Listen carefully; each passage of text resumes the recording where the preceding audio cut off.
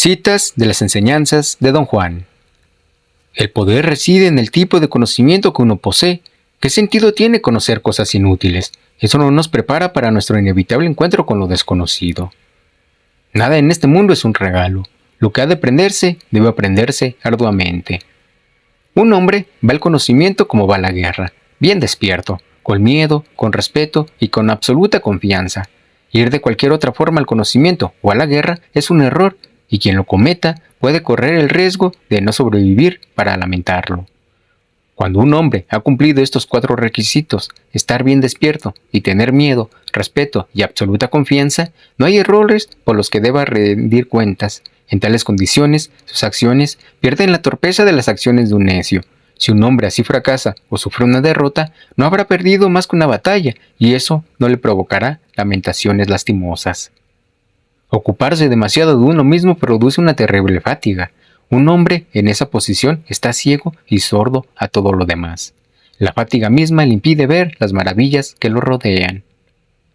Cada vez que un hombre se propone aprender, tiene que esforzarse como el que más, y los límites de su aprendizaje están determinados por su propia naturaleza. Por tanto, no tiene sentido hablar del conocimiento. El miedo al conocimiento es natural, todos los experimentamos, y no podemos hacer nada al respecto.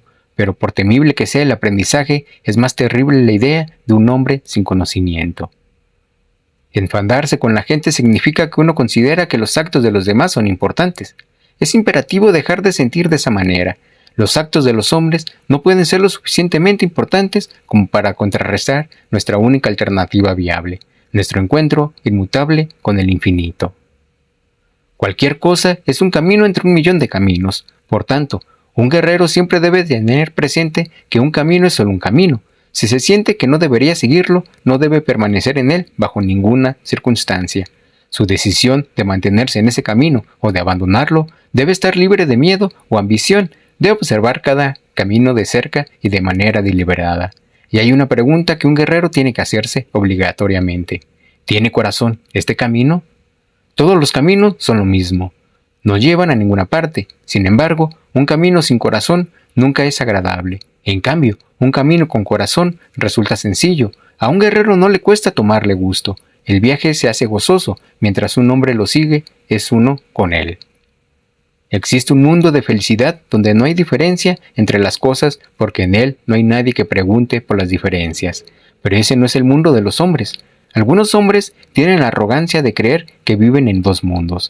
Por eso es pura arrogancia. Hay un único mundo para nosotros. Somos hombres y debemos transitar con alegría el mundo de los hombres. El hombre tiene 4 enemigos naturales: el miedo, la claridad, el poder y la vejez. El miedo, la claridad y el poder pueden superarse, pero no la vejez. Su efecto puede ser pospuesto, pero nunca vencido. Comentario. La esencia de todo cuanto me dijo Don Juan al principio de mi aprendizaje se halla encapsulada en la naturaleza abstracta de estas citas, seleccionadas del primer libro, Las enseñanzas de Don Juan. En la época en que se produjeron los hechos que se describen en el libro, Don Juan hablaba mucho de aliados, de plantas de poder, de mezcalito, del humito, del viento, de los espíritus de los ríos y los montes, del espíritu del chaparral, etc. Cuando más adelante le recordé la importancia que había dado a aquellos elementos y le pregunté que por qué no hablaba ya de ellos, admitió sin rubor que me había soltado toda aquella palabrería pseudo-india al principio de mi aprendizaje por mi bien.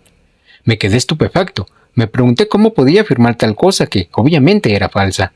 Resultaba evidente que lo decía con sinceridad, y si había alguien capacitado para juzgar la veracidad de sus palabras y de sus estados de ánimo, ese era yo. «No te lo tomes tan en serio», dijo riendo. «Disfruté mucho contándote todas esas bobadas, y aún disfruté más porque sabía que lo hacía por tu bien». «¿Por mi bien, don Juan? ¿Qué aberración es esta?» «Sí, por tu bien. Te engañé dirigiendo tu atención sobre elementos de tu mundo que te provocaban una profunda fascinación, y tú te tragaste el anzuelo, el sedal y la plomada. Lo único que me hacía falta era captar toda tu atención, pero ¿cómo podría haberlo hecho cuando tenías un espíritu tan poco disciplinado? Tú mismo me repetías una y otra vez que permanecías conmigo porque encontrabas fascinante lo que yo decía sobre el mundo. Lo que no sabías expresar era que la fascinación que sentías se debía a que apenas reconocías vagamente cada elemento del que te hablaba. Por supuesto, pensabas que aquella vaguedad era chamanismo y te atrajo, lo que quiere decir que te quedaste. Le hace eso a todos, don Juan. No a todos, porque no todos vienen a mí, y sobre todo, porque no me intereso por cualquiera. Estuve y estoy interesado en ti, solo en ti. Mi maestro, el Nahual Julián, me engañó de un modo similar. Me engañó a causa de mi sensualidad y mi avaricia. Me prometió conseguirme todas las mujeres bonitas que lo rodeaban y me prometió cubrirme de oro. Me prometió una fortuna y caí en la trampa. Todos los chamanes de mi linaje han sido engañados de ese modo desde tiempo inmemorial. Los chamanes de mi linaje no son maestros o gurús. Les importa un comino enseñar su conocimiento. Quieren herederos para su conocimiento, no gente vagamente interesada en su conocimiento por razones intelectuales. Don Juan tenía razón cuando dijo que me había atrapado con su artimaña. Yo creí que había encontrado al chamán informante ideal al que todo antropólogo aspira. Fue en esta época cuando, bajo los auspicios de don Juan y debido a su influencia, escribí diarios y recolecté viejos mapas que mostraban los sitios de los pueblos de los indios yaquis a lo largo de los siglos, comenzando por las crónicas de los jesuitas de finales del siglo XVIII.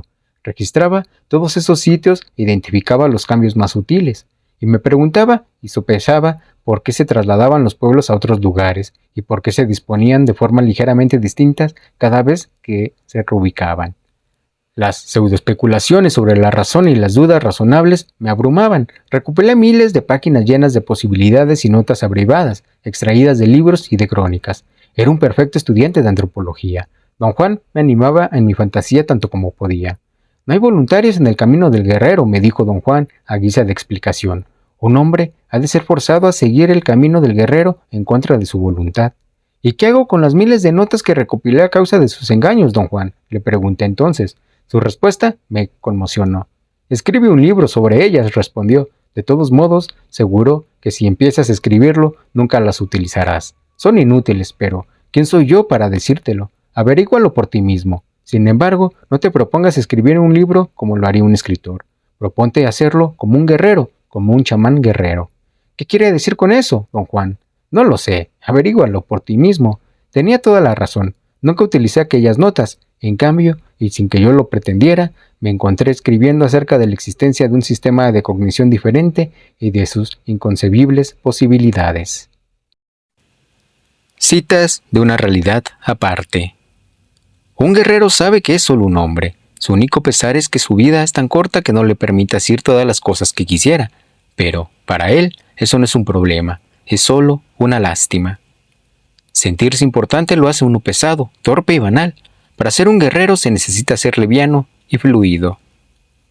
Cuando los seres humanos se ven como campos de energía, parecen fibras de luz, como telarañas blancas, con hebras muy finas que circulan desde la cabeza hasta la punta de los pies. De ese modo, ante el ojo del vidente, un hombre aparece como un huevo de fibras que circulan, y sus brazos y piernas son como cerdas luminosas que brotan en todas direcciones.